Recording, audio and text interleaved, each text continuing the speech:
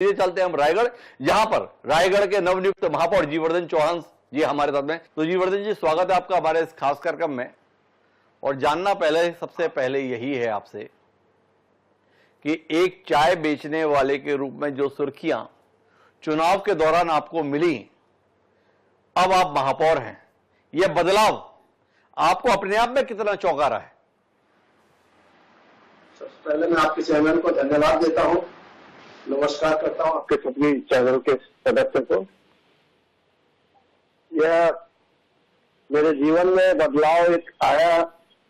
चाहे आज भी मैं चाय दुकान जाता हूं और चाय दुकान में अपना समय देता हूं और जनता का चाय से भी मैं सेवा करता हूं। फिर उसके बाद मेरे दिनचर्या एक राजनीति के तौर पे जो मेरे को जनता ने चुन करके भेजी है, मैं उनके सेवा में निकल जाता हूं।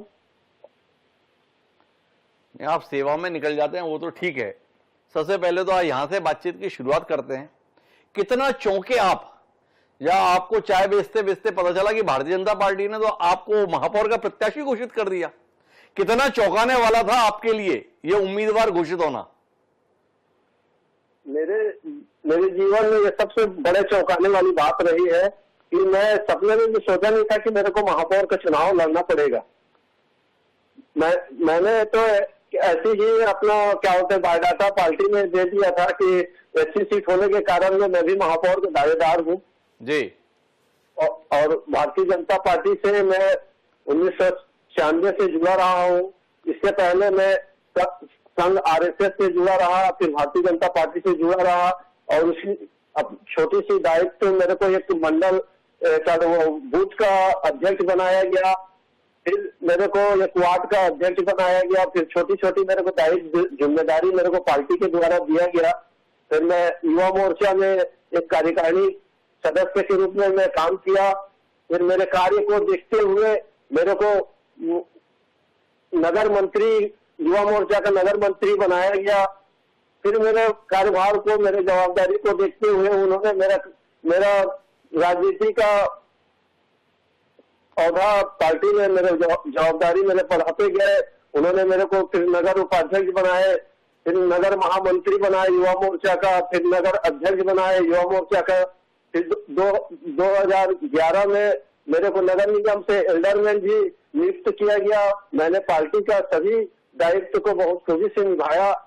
उसके बाद मेरे को प्रदेश में आजा मोर्चा के प्रदेश मंत्री भी बनाया गया।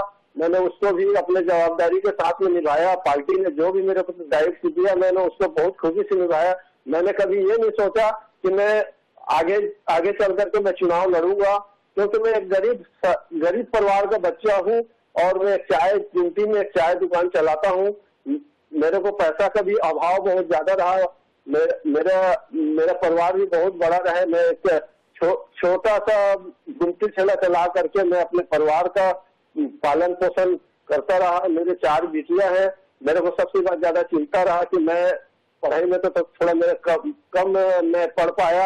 मेरे बच्चे लोगों को आज की दुनिया में जो शिक्षा है, मैं अपने बच्चे लोगों को पढ़ाने में भी अपना भूमिका निभाते रहा और पार्टी का भी सेवा करता रहा। मैंने कभी अपने जीवन में यही नहीं सोचा कि मैं कभी बड़ा चुनाव लड़ूंगा। ये हमारे भारतीय जनता पार्टी की सोच है, जो आज मेरे को एक गरीब चाय वाले को उन्होंने एक चुन करके लाया। मैं तो अपने पैसा का भी अभाव बहुत रहता था मेरे पास में। कभी मैं अपने बच्चे लोगों का इलाज भी नहीं करवा पाता था। मैं अपने बड़े नेता लोगों के पास में संकोच करता था कि मेरे बच्चे का तबीयत खराब है तो मेरे को आपका आवश्यकता है बोल करके मैं संकोच करता था। मैं अपने जीवन में बहुत ही संघर्ष का जीवन जियो सर मैं।